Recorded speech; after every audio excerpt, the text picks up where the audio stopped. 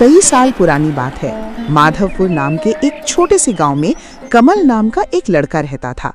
माता पिता के गुजर जाने के बाद इस दुनिया में उसका अपना कोई नहीं था। वो गांव में सब्जियां बेचकर किसी तरह अपना गुजारा करता था। लेकिन कमल के चाचा चाची की नजर उसकी जमीन पर थी। वे उसकी जमीन हड़पने के लिए हर दिन कोई ना कोई नई चाल चलते रहते थे। मगर उन्हें क्या पता था कि उनकी यही लालच भरी चाल एक दिन उनके लिए ही मुसीबत बन जाएगी। कमल के चाचा चाची अपने घर में बैठकर उसकी जमीन हड़पने की नई चाल चल रहे थे कि तभी चाची बेनाम ने धीरे से कहा, सुनिए जी, अगर हमने जल्दी कुछ नहीं किया तो कमल का जमीन हमेशा के लिए हमारे हाथ से निकल जाएगी। फिर चाचा राजीव ने गुस्से में कहा, अरे तुम चिंता मत करो, मैंने एक तरकीब सोची है। ऐसी तरकीब जिससे कमल खुद अपनी जमीन हमारे नाम कर देगा। लेकिन वो अपनी जमीन हमें क्यों देगा? चाचा राजीव ने हल्के मुस्कान के साथ बोला, क्योंकि हम उसे ऐसी मुसीबत में फंसाएंगे कि उसके पास अपनी जमीन हमारे हवाले करने के अलावा कोई रास्ता नहीं बचेगा। लेकिन आप ऐसा करेंगे कैसे? ये बात अभी तुम्हें बताने की जरूरत नहीं है। बस इतना समझ लो, कल से तुम देखना कि उसके साथ क्या क्या होता है। ये कहकर चाचा राजीव मुस्कुराने लगता है। अभी फिलहाल तुम मेरे साथ कमल के घर चलो। लेकिन क्यों? अरे कितनी सवाल करती रहती हो, चलो मेरे साथ। ये कहकर दोनों कमल के घर की तरफ निकल जाते हैं।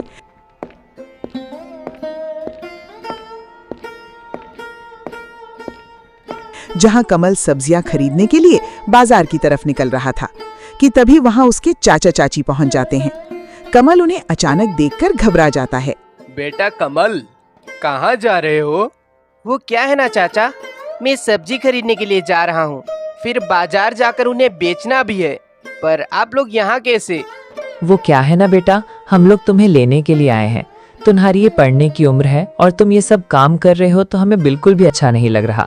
चलो हमारे साथ। अपनी चाची की बात सुनकर कमल मुस्कुराते हुए बोला, देखिए मैं आप लोगों के साथ जाने के लिए तैयार हूँ, लेकिन एक बात बताइए, मेरे माँ बाप को गुजरे हुए 1 हफ्ते से ज्यादा का समय हो चुका है और आप लोग अभी आ रहे हो। ऊपर से आप लोग उनके 13वीं पर भी नहीं आए। ये सुनकर दोनों भारी सोच में पड़ जाता है और कुछ देर तक दोनों के मुंह से एक शब्द भी नहीं निकलता है। पर कुछ देर बाद राजीव एक नया झूठ बोलते हुए कमल से कहता है, देखो बेटा, कुछ दिनों से तुम्हारी चाची बीमार थी तो मैं तुम्हारे चाची के पास ही था। अब जाके उनका तबीयत ठीक हुआ है तो हम सीधा तुझे लेने आ गए। देखो कमल बेटा, तुम हमें गलत मत समझना, बहुत हिम्मत करके हम तुम्हारे पास आए हैं। देखो तुम मना मत करना, अब तुम्हें ही पढ़ लिख कर अपने माँ बाप का नाम रोशन करना है। करोगे ना बेटा? ये सुनकर कमल अपनी चाची की मीठी मीठी बातों में आ जाता है। हाँ चाची, बिल्कुल करूँगा। कमल के ये कहते ही वो लोग अंदर ही अंदर मुस्कुराते हुए कमल को अपने घर लेकर चले जाते हैं।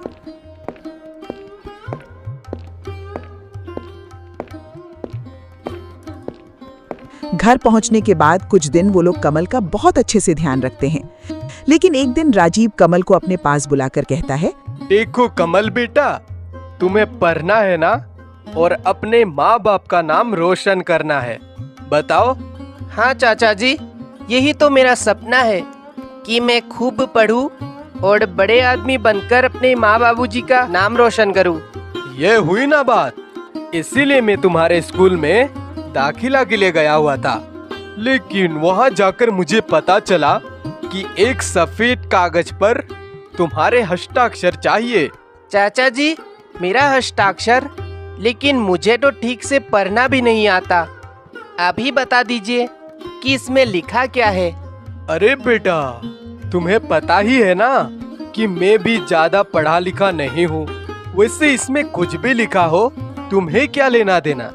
स्कूल के दाखिला के लिए है। तुम्हारे हस्ताक्षर के बिना दाखिला नहीं हो पाएगा, समझा करो। बिना तुम्हारे हस्ताक्षर के तुम्हें स्कूल में दाखिला नहीं मिलेगा और तुम अपने माँ बाबूजी का नाम रोशन नहीं कर पाओगे। अच्छा ठीक है चाचा जी, अगर मेरे हस्ताक्षर से मेरा स्कूल में दाखिला हो जाएगा तो मैं तैयार हूँ। अपने चाचा की बातों में आकर कुछ देर में वो बिना कुछ सोचे उस खाली कागज में अपना हस्ताक्षर कर देता है।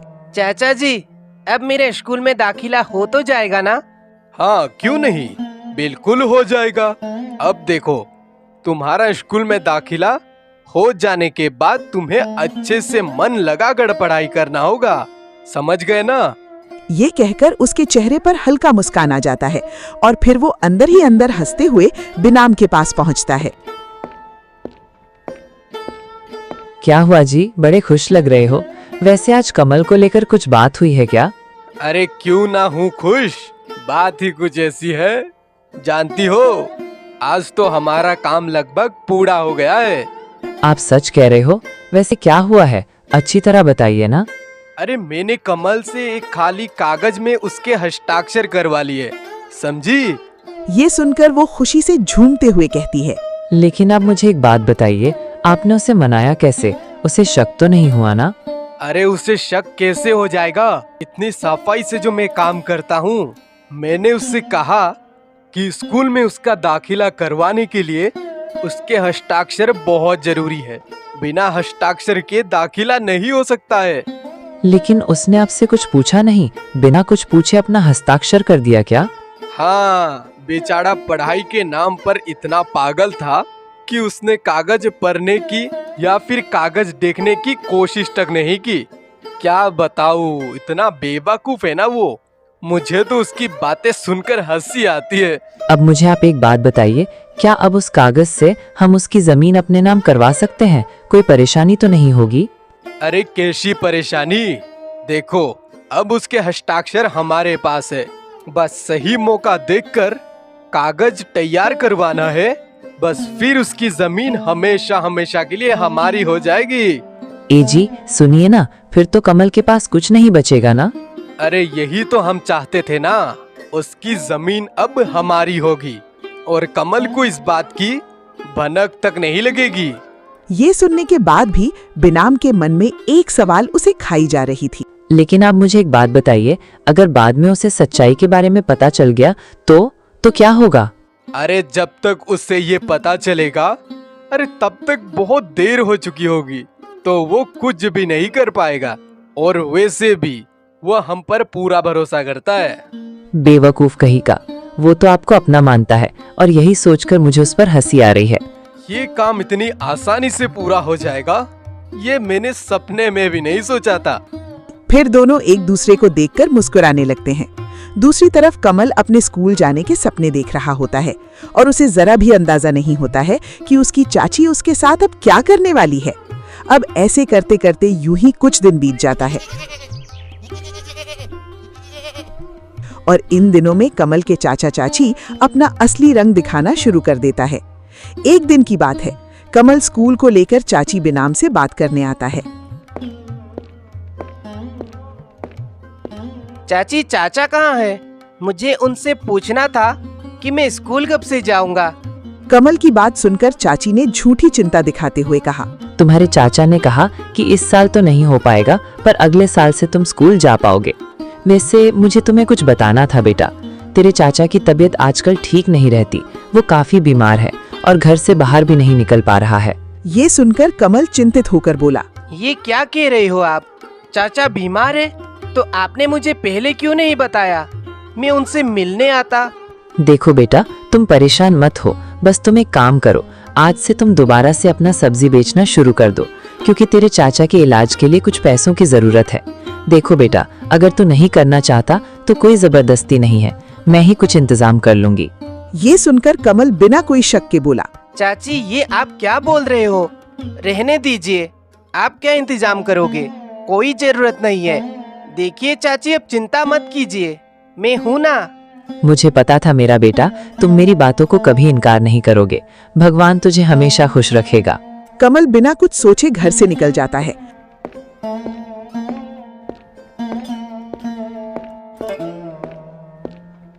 और उसके जाने के बाद बिनाम ऐसे ही उसकी सहेली नीला के घर पहुंचती है। अरे बीनम, आज कहीं तू अपना रास्ता तो नहीं भूल गई? मेरे घर कैसे? ऐसे ही, बस तेरी बहुत याद आ रही थी तो बस तुझसे मिलने चली आई। वैसे कैसी है तू? मत पूछ बीनम, आजकल घर के काम का बहुत बोझ हो गया है। इनके बाहर ट्रांसफर होने के बाद अकेले सब संभालना काफी मुश्किल हो रहा है। हाँ, सही कह रही हो नीला। अगर घर में कोई काम करने वाला लड़का मिल जाए तो तुम्हारा काम काफी आसान हो जाएगा। तुम ठीक ही कह रही हो बीनम, लेकिन कोई भरोसेमंद लड़का मिलना भी तो मुश्किल है।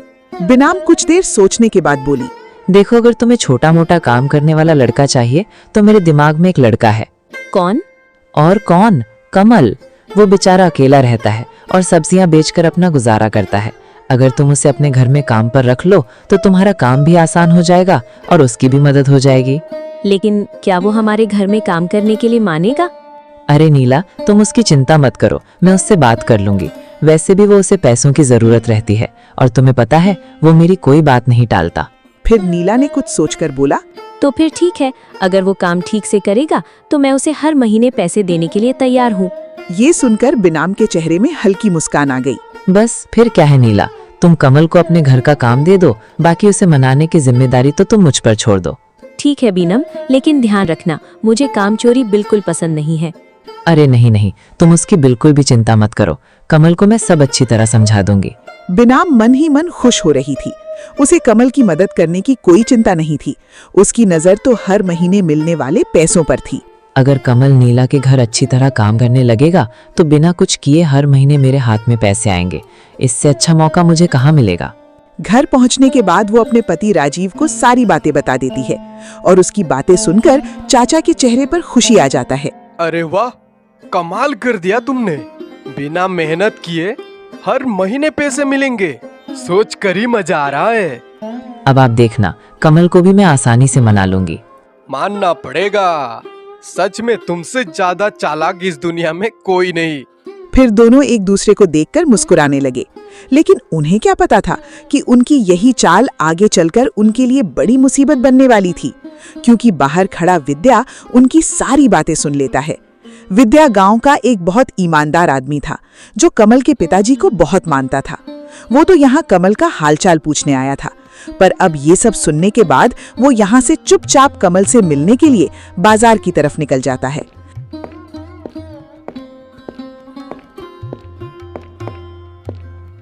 बाजार पहुंचने के बाद वो कमल को सारी बातें बता देता है। क्या काका, आप सच कह रहे हो? हाँ, बात बहुत गंभीर है बेटा। वो दोनों मिलकर तुम्हें घर से दूर भेजने की योजना बना रही थी। क्या? मुझे तो यकीन ही नहीं हो रहा है। लेकिन चाची ने तो मुझसे कहा था कि चाचा की तबीयत खराब है और मुझे उनकी मदद के लिए जाना होगा। यही तो बात है बेटा। देखो, तुम्हारे चाचा की तबीयत खराब नहीं है, तुम्हारी चाची ने तुमसे झूठ कहा था। लेकिन काका, मुझे अभी भी यकीन नहीं हो रहा है कि मेरे चाचा चाची मेरे साथ ऐसा भी कर सकता है। देखो, मुझ पर विश्वास करो, मैंने अपने कानों से उनकी बातें सुनी हैं। नीला ने तुम्हें अपने घर के काम के लिए बुलाने की बात की थी और तुम्हारी चाची उसी मौके का फायदा उठाना चाहती थी। लेकिन उन्हें मुझसे क्या परेशानी है? वो मुझे घर से दूर क्यों करना चाहती है? मुझे ये तो नहीं पता, लेकिन उनकी बातों से साफ पता लग रहा था कि वो तुम्हें पसंद नहीं करते। बस अपना काम निकालने के लिए ही उन्होंने तुम्हें घर पर रखा है। काका, अब मुझे समझ आ रहा है कि पिछले कुछ दिनों से चाची बिल्कुल बदल सी गई है। वो मुझे घर पर एक पल भी शांति से बैठने नहीं देती, बस काम लगाती रहती है और तो और मुझे ठीक से खाना भी नहीं देती। देखो बेटा, इसीलिए मैं कह रहा हूँ कि अब तुम्हें बहुत सावधान रहने की जरूरत है। तुम्हारे चाचा चाची पर आंख बंद करके भरोसा मत करना, और मैं तो कहता हूँ कि तुम उनको छोड़कर अपने घर पर रहना शुरू कर दो। शुक्रिया काका, आपने आज मुझे ये बात बताकर बहुत बड़ा एहसान किया है। अगर आपने मुझे आज ये नहीं बताया होता तो शायद मैं आज भी उनकी बातों में आ जाता। देखो, तुम्हें तो ये पता ही है कि मैं तुम्हारे पिताजी को कितना मानता था। अब वो इस दुनिया में नहीं है तो क्या हुआ, मैं तो तेरे साथ हूँ। देखो, तुम्हें कोई भी परेशानी हो तो तुम मुझे आकर बताना। हाँ ठीक है काका, अब मैं बिना सोचे समझे उनकी किसी भी बात पर भरोसा नहीं करूँगा। देखते हैं अब चाचा चाची मेरे साथ क्या करने की योजना बना रहे हैं। कुछ देर में अंधेरा हो जाता है। घर पहुंचने के बाद कमल के चाचा चाची उसे अपने पास बुलाते हैं। हाँ, आप लोगों ने मुझे बुलाया? अरे वो हमें कुछ तुझसे जरूरी बात करनी है। जी चाचा, बताइए। देख, तू कब तक ये सब्जी बेचने का काम करेगा? मेरी सहेली नीला के घर एक लड़के की जरूरत है, कल से तू वहीं काम करेगा।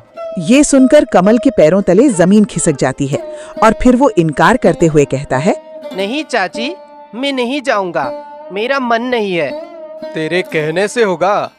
तू कुछ भी कह ले, लेकिन तुझे उनके घर काम पर जाना ही होगा और हर महीने जो तुझे पैसे मिलेंगे वो तू हमें ला कर देगा, समझा? अब धीरे धीरे कमल के सामने उसके चाचा चाची का असली चेहरा साफ होता जा रहा था। अब उसे उनकी हर बात के पीछे छिपी चाल नजर आने लगी थी। मैं आप लोगों से फिर से कह रहा हूँ, मैं कहीं नहीं जाऊंगा। क्या कहा तूने? देख कमल, मेरी बात ध्यान से सुन। अगर तू काम पर नहीं जाएगा तो हम तुझे घर से निकाल देंगे।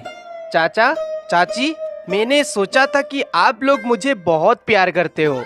अपने माँ बाप का दर्जा दिया था मैंने आप लोगों को, पर आप लोग मेरे साथ ऐसा करोगे वो तो मैंने अपने सपने में भी नहीं सोचा था। अपना ये ड्रामा बंद कर और चुपचाप ये बता कि तू घर से निकलना चाहता है या काम पर जाना चाहता है। अब तू क्या चुनेगा ये तेरे हाथ में है। कोई बात नहीं, अगर आप लोग मुझे अपने घर पर नहीं रखना चाहते तो मैं अपने घर वापस चला जाऊंगा। ये सुनकर चाचा राजीव हंसने लगता है। क्यों बीनाम, तुमने उसे बताया नहीं क्या कि इसका घर और जमीन हमने कब का बेच दिया है? अरे, मेरे दिमाग से निकल गया था। ये कैसे हो सकता है? मेरी हस्ताक्षर के बगैर आपने ये किया तो किया कैसे? क्या तू भी बेवकूफ वाली बातें कर रहा है? अरे तुमने खुद ही तो सफेद कागज पर अपना हस्ताक्षर किया था, बाकी आगे तुम समझदार हो। ये सुनकर तो कमल के होश ही उड़ जाता है और वो उदास मन से किसी तरह कहता है, ये आप लोगों ने मेरे साथ बिल्कुल सही नहीं किया। वो सिर्फ एक घर नहीं था, वो मेरे माता पिता की आखिरी निशानी थी। आप लोगों ने मुझसे मेरी सबसे कीमती चीज छीन ली। याद रखना, ऊपर वाला सब देखता है और वो आप लोगों को कभी माफ नहीं करेगा। ये सुनकर बिनाम गुस्से से बोली, क्या इसकी बकवास बातें सुन रहे हो? निकलो इसे यहाँ से। बिनाम की बात सुनते ही वो गुस्से में आ जाता है और उसे धक्के मारकर घर से बाहर निकाल देता है। घर से निकलने के बाद वो कुछ दूर तक पैदल चलता रहता है।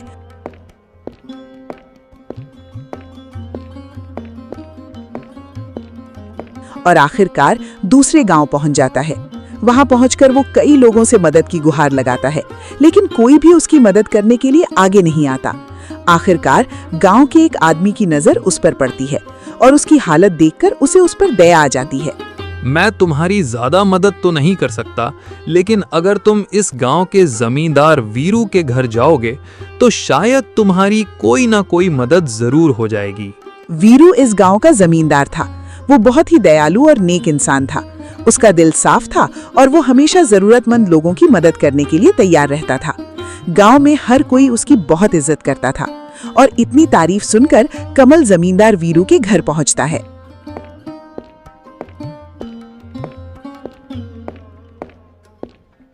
नमस्ते जमींदार जी। नमस्ते बेटा, कहो तुम कहाँ से आए हो और तुम्हें मुझसे क्या काम है? जी, मेरा नाम कमल है और मैं पासी के गांव से आया हूँ। मुझे काम की बहुत जरूरत है। अगर आपके यहाँ कुछ काम मिल जाता तो आपकी बड़ी मेहरबानी होती। लेकिन बेटा, ये तो तुम्हारी पढ़ने लिखने की उम्र है। इस उम्र में तुम्हें काम करने की क्या जरूरत पड़ गई? और तुम्हारे माता पिता, क्या वो तुम्हारे साथ नहीं है? ये सुनकर वो कुछ पल के लिए खामोश हो गया।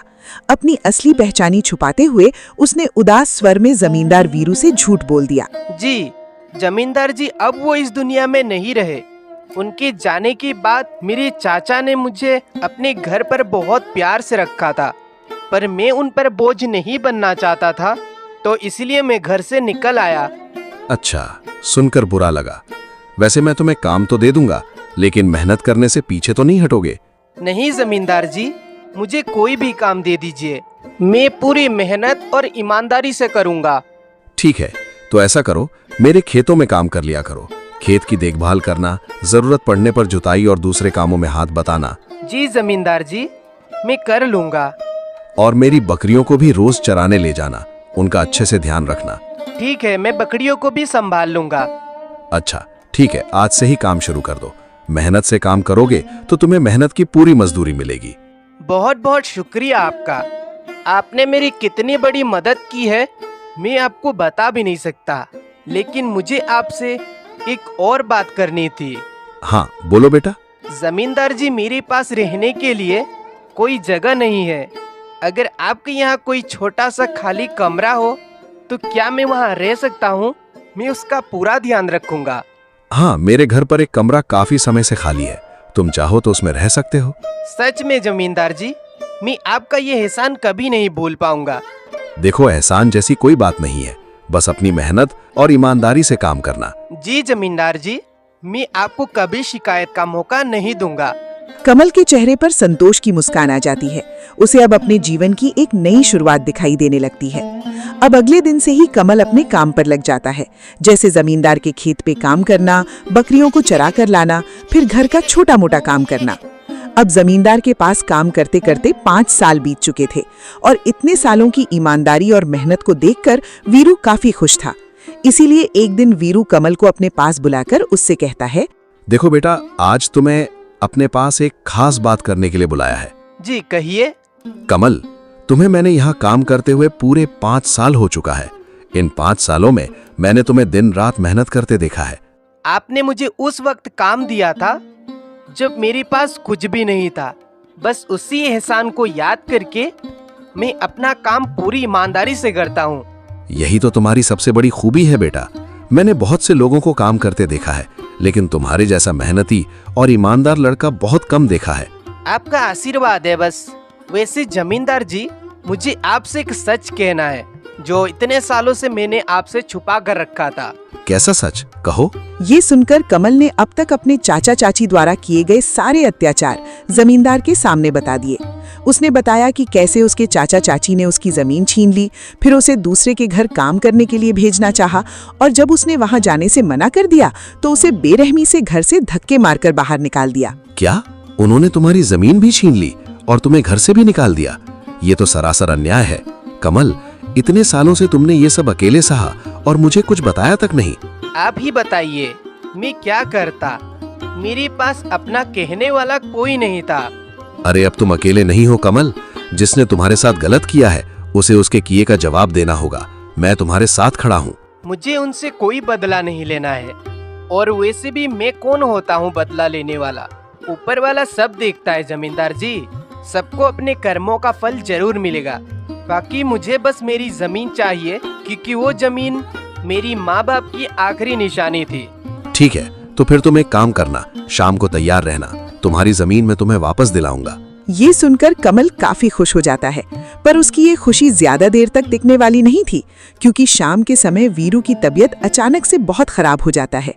तो इसीलिए वो अपनी इकलौती बेटी पीहू और कमल को अपने पास बुलाता है। देखो कमल बेटा, मैंने तुमसे वादा किया था कि तुम्हारी जमीन तुम्हें वापस दिलाऊंगा, लेकिन अफसोस मैं अपना वादा पूरा नहीं कर पाया। मुझे माफ कर देना बेटा। नहीं, आप ऐसी बात मत कीजिए। अभी आपको अस्पताल ले चलता हूँ।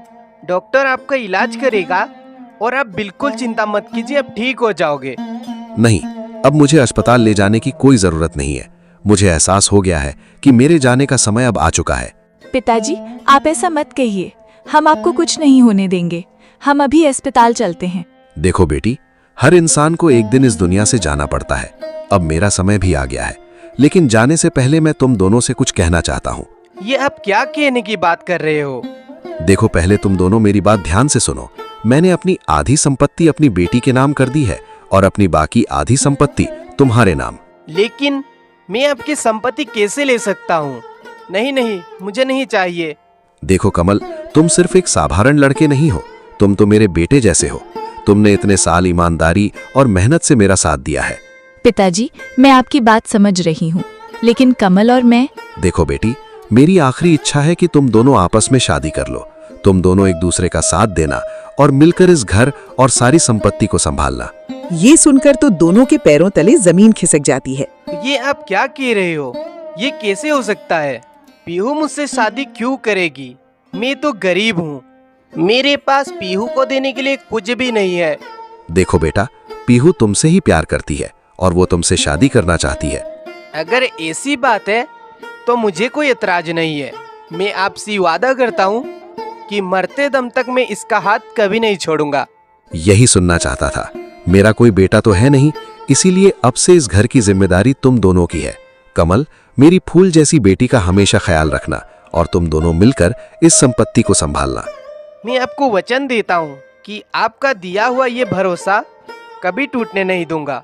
ये कहकर कमल अस्पताल जाकर डॉक्टर साहब को लेकर आ जाता है, पर अफसोस वो उसे नहीं बचा पाता है। अब शर्त के मुताबिक उन दोनों ने कुछ दिनों में शादी कर ली थी। शादी होने के बाद भी कमल बिल्कुल भी नहीं बदला था। वो हमेशा की तरह घर का हर काम करता था। एक दिन की बात है, उसे अपने गांव की बहुत याद आ रही थी, तो वो पीहू को लेकर अपने पिताजी की जमीन वापस लेने के लिए गांव पहुंचता है। अरे कमल, तू वापस आ गया? और ये तेरे साथ लड़की कौन है? अब शहर की हवा लग गई है क्या, जो हमें पहचानना भी भूल गया? चाची, ये पीहू है, जमींदार जी की बेटी, और मेरी पत्नी भी। तेरी पत्नी? वाह, लगता है बहुत बड़ा आदमी बन गया है। लेकिन यहाँ आकर अपनी औकात मत भूलना। तुम्हारी जमीन अब मेरे पास है और हम उसे कभी वापस नहीं करने वाले। आपको शायद पता नहीं है कि वो जमीन कमल के माता पिता की आखिरी निशानी है, तो आप ऐसे उसकी जमीन नहीं रख सकते। अब तुम हमें समझाओगे कि क्या सही है और क्या गलत? ये हमारे घर का मामला है, बाहर से आई हो बाहर ही रहो, समझी? देखिए चाची, मैं यहाँ झगड़ने के लिए नहीं आया हूँ। मैं सिर्फ अपनी जमीन लेने आया हूँ जो मेरे माता पिता ने मेरे लिए छोड़ा था। और तेरी औकात भी नहीं है कि तू हमसे झगड़े। वैसे भी हम तुझे वो जमीन नहीं देने वाले। देखिए चाचा, मैंने बहुत सह लिया है, अब मुझे मेरा हक चाहिए। अच्छा, अब तू हमें धमका रहा है? नहीं, ये धमकी नहीं, अपने हक की बात है, और इस बार इनके पास अपने हक का पूरा सबूत भी है। देख कमल, जो उखाड़ना है उखाड़ ले, तुझे जमीन का एक टुकड़ा भी नहीं दूंगा। कमल के चाचा के उतना कहते ही गांव का सरपंच, मुखिया और गांव के कुछ लोग वहां पहुंच जाता है, और कमल के पास अपने माता पिता की जमीन से जुड़े पुराने कागजात और कानूनी दस्तावेज मौजूद थे। आखिरकार पंचायत और संबंधित अधिकारों के सामने जब सारे सबूत रखे गए तो सच्चाई सामने आ गई। उसके बाद चाचा चाची को कमल की जमीन वापस करनी पड़ी। ले जाओ अपनी जमीन, लेकिन एक बात याद रखना, हमने तुझे पाला था। चाचा, आपने मुझे नहीं पाला था, मैंने तो बस आपके दिए हुए दर्द को सहकर जीना खुद सीखा है। चलिए जी, अब इस जमीन को देखकर शायद आपको अपने माता पिता की याद आएगी। हाँ पीहू, आज मुझे ऐसा लग रहा है कि जैसे मैंने अपनी जमीन ही नहीं बल्कि अपने माता पिता की आखिरी निशानी भी वापस पा ली है। इस तरह कई सालों के संघर्ष के बाद कमल को उसकी जमीन मिल ही गई। जिस जमीन के लिए उसके अपने चाचा चाची ने उसका बचपन तक छीन लिया था, वही जमीन आखिरकार उसे वापस मिल गई। और इस तरह कमल ने अपने माता पिता की आखिरी निशानी को पाकर एक नई जिंदगी की शुरुआत की। तो यही थी कमल की कहानी।